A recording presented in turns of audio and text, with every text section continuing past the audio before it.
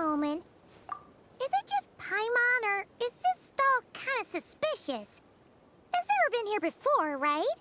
No, I don't recognize it. Alas, your free and easy adventure time is over. Now, prepare to face the final boss of Nocturne. Whoa! Where'd that voice come from? Not sure, but it's definitely hostile. No, no, no, not that way. The final boss is right here. The sniffer mole? That's the final boss? Surely not. Also... Okay, the jig is up. I'll stop teasing you. Turn around. I'm right behind you. It seems I've managed to leave quite an indelible impression, even though you've never seen my face. Ah, nothing could make a great mage more pleased with herself.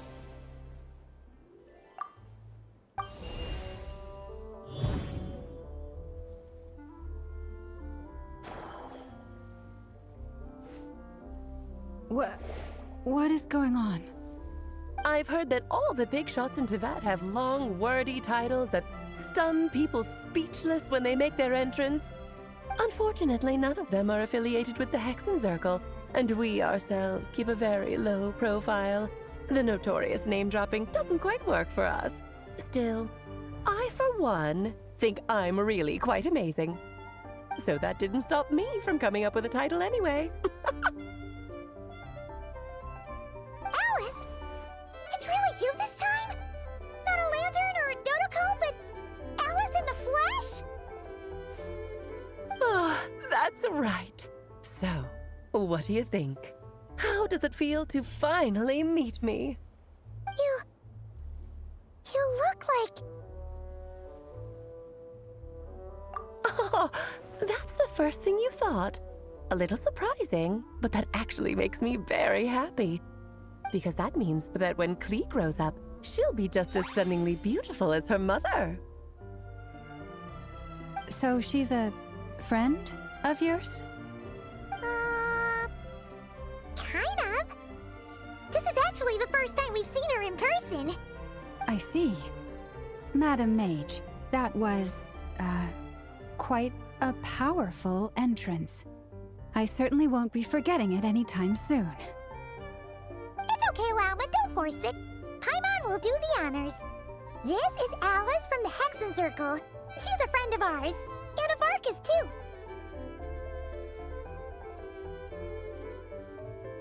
That's right. She's a good person, just kinda unpredictable. Well, what is the human heart if not unpredictable? Hmm? If we could not do as we please, how would we differ from machines? I am Lauma, Moon Chanter of the Frost Moon Scions. It is a pleasure to meet you. Oh, I know. Before you got here, I spent a good, 15 minutes getting up to speed on Nocturne's present situation. In other words, I've read the whole in the last episode part, so we can skip the pleasantries. Fair enough. Well, Miss Alice, I can already tell that you have quite a unique personality. You'll get used to it. Paimon sure is. So anyway, what are you doing in Nocturne, Alice? Oh, I thought I told you already. This time, I'm the final boss. And what a formidable foe I shall be. Powerful, confident, decisive, and good luck finding my weak spot. You will never succeed.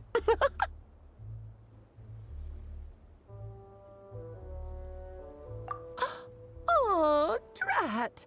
My one weakness, and you found it in an instant. Fate has been dealt a devastating blow. Thus falls the great Dodo King.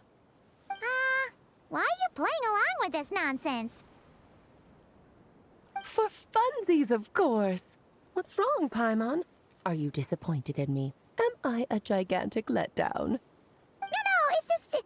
You seem like a busy lady. And this is the one time you've shown up in person.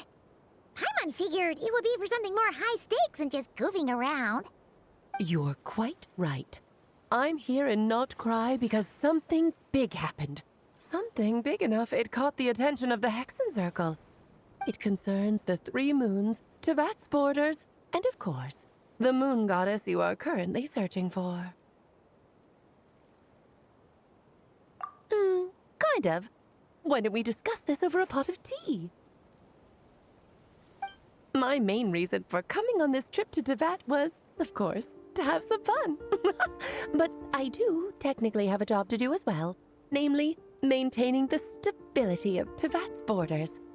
I'll skip over the complicated parts, but to sum it up, abyssal energies are all that lie beyond Tevat's border. We'd find ourselves in a real pickle if they ever made it through. And the phantoms you've been seeing are a sign that the border has been disturbed. Ah, no wonder they tend to show up around Moon Prayer Night. Is it because the real moon is now so close to us that its power can cross the border? In part, but only a negligible amount passes through. Just enough to influence the verdant crests and so on. And as you've noticed, there has been an unprecedented number of phantoms appearing this year. The influence of the moon beyond the border cannot explain this. No, there is another far greater factor at play. The trilunar syzygy. A trilunar syzygy. Eons ago, before the heavenly principles came to Tevat, it was the then 3 moon goddesses who controlled the laws of this world. Oh, and one last thing. Oh, that's exactly it. The 3 goddesses split these powers amongst themselves, promising never to consolidate them into one singular body. This was meant to keep the world stable. But, fast-forwarding to the present, the eternal moon's marrow is with you, while the iridescent moon's marrow, which should never have appeared in this world, has been retrieved. Add that to the presence of a moon goddess in the flesh and... the power of all 3 moons is gathered here in Nocturne. There hasn't been an event like this since the War of Funerary Flame. And it's having a noticeable effect on Tevat's borders. Because I wish to give my darling daughter a peaceful, sunny environment to grow up in. Is that a good enough reason? Kinda sounds like you're dodging the question, but it does make sense. Well, that's one reason anyway, and the most important one. The others are a little complicated to explain. For instance, cleaning up after dearest Miss R. Albedo can tell you more about that if you're curious. But right now, I have a more important question to ask you. Why are you collecting the moon marrows? I see. Nicole told me about that legend once. Nicole? You mean Mage Anne? Oh, so you remember.